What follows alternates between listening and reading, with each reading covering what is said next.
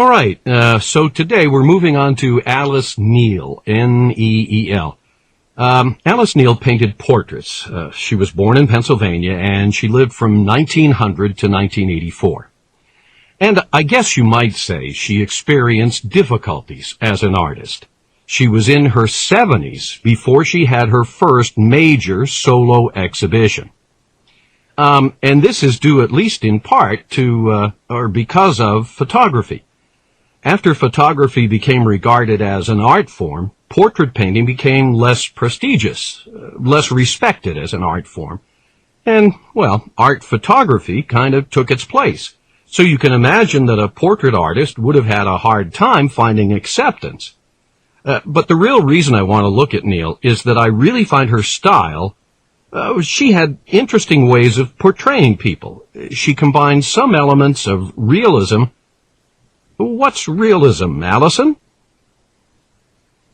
It's like painting something exactly how it is, so an artist would try to make it as accurate, and objective as possible, painting stuff just how it appears on the surface. Okay, good. So Neel combined realism with, well, actually with expressionism.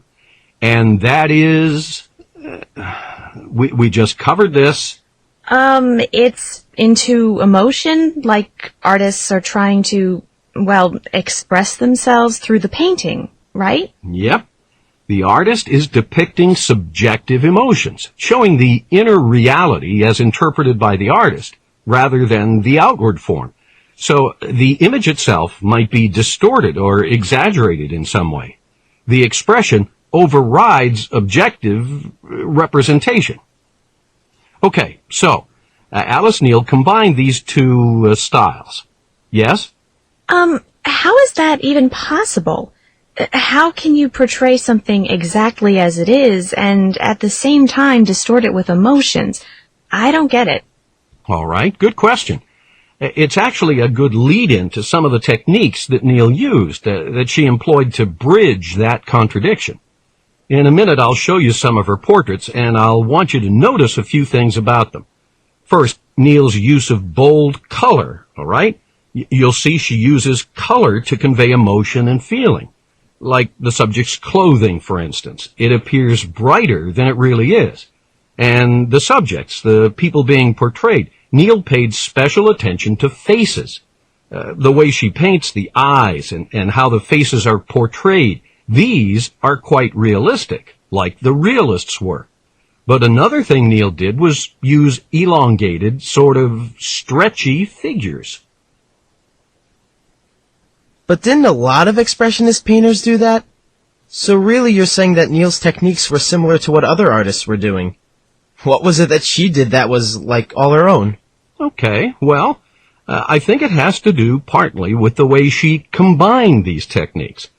So, for example, those realistic faces and eyes, but bright, distorted figures.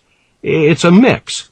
You'll see that her portraits do reflect reality, the people that were actually sitting there. Realism was important in the sense that she wanted to show people as they really were, much like a photographer would. But Neel wasn't satisfied with photo-like realism. She went beyond that. And this is where expressionism comes in. She believed in capturing the whole person, not just what was on the surface. That's where the expressionist distortion is important in an attempt to reveal the subject's character or personality. But Neel's paintings are distinctive for her time in part because they are portraits. Remember, I said that photography and art photography had largely taken the place of portraiture, to the extent that some critics had declared the genre of portraiture to be dead. But Neel felt that painting should reflect reality, a realist stance, you could say.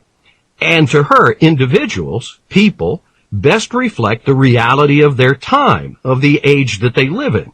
So she painted portraits. And if you look at her work, we're talking in the vicinity of 3,000 paintings. If you look at them, it's like this gallery of the whole century.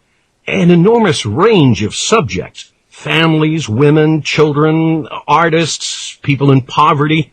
These paintings really spanned class, age, and gender. It's like she transformed the genre. It's not just formal depictions of presidents and ancestors anymore. But keep in mind that she was doing this when abstract art dominated the art scene. Representations of people weren't fashionable in the art world, and it wasn't until fairly late in the century that critics recognized the power of what she did.